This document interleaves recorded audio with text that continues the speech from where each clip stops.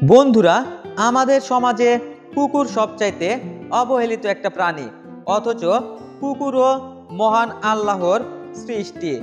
আমরা কি পারি না কুকুরের পাশে একটু দাঁড়াতে? আমরা কি করি? কুকুর দেখলেই কুকুরকে তাড়া করি, মারতে যাই। আমরা কি পারি না তাদেরকে একটু ভালোবাসা দিতে? আপনি মানুষকে হাজার ভালোবাসা দিবেন, অথচ তুচ্ছ একটা ঘটনাকে কেন্দ্র করে সব ভালোবাসা, সব অবদান ভুলে গিয়ে মানুষ বেইমানি করতে পারে, কিন্তু কুকুর কখনোই বেইমানি করে না।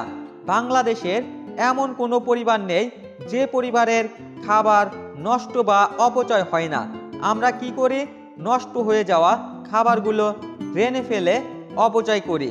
আপনি জানেন কি, অপচয়কারীকে শয়তানের ভাইয়ের সাথে তুলনা করা হয়। যারা গ্রামে থাকে তাদের ব্যাপারটা ভিন্ন। তাদের খাবারগুলো নষ্ট হলে বা বেশি হলে অপচয় না করে গৃহপালিত হাঁস, মুরগি, গরু, ছাগল, ভেড়াকে দিয়ে থাকে। এতে করে কিন্তু খাবারগুলো নষ্ট বা অপচয় হচ্ছে না। আমরা যারা শহরের আশেপাশে থাকি বা শহরে থাকি, শহরের 99% মানুষের বাড়িতে কিন্তু কোনো প্রকার গরু, ছাগল বা হাঁস, মুরগি নেই। আমি সারা বাংলাদেশের সব মানুষের কাছে অনুরোধ করব, আপনাদের নষ্ট হয়ে যাওয়া পচা বা বাসি খাবার ড্রেনের মধ্যে না ফেলে ড্রেনের উপরে অথবা রাস্তার ধারে ফাঁকা কোনো জায়গায় রাখবেন। এমন কোনো ফাঁকা জায়গায় রাখবেন যে জায়গায় গাড়ি বা যানবাহন খুব বেশি চলাচল করে না, যাতে করে কুকুর বিড়ালগুলো সেই খাবার খেয়ে অন্তত জীবন ধারণ করতে পারে।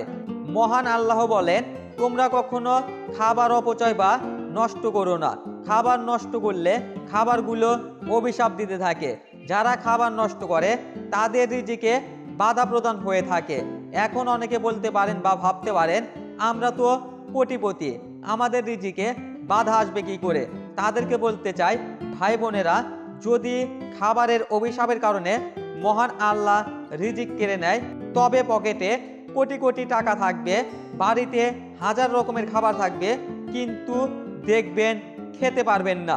দেখা যাবে নানান ধরনের অসুস্থতার কারণে খেতে পারছেন না, আবার কারো কারো মুখে খাবার রুচি নেই। পরিশেষে একটা কথা বলবো, আমরা খাবারগুলো নষ্ট না করে গরু, ছাগল, হাঁস, মুরগি বা রাস্তার ধারের কুকুর বিলারকে খাওয়াতে পারি ইনশাল্লাহ।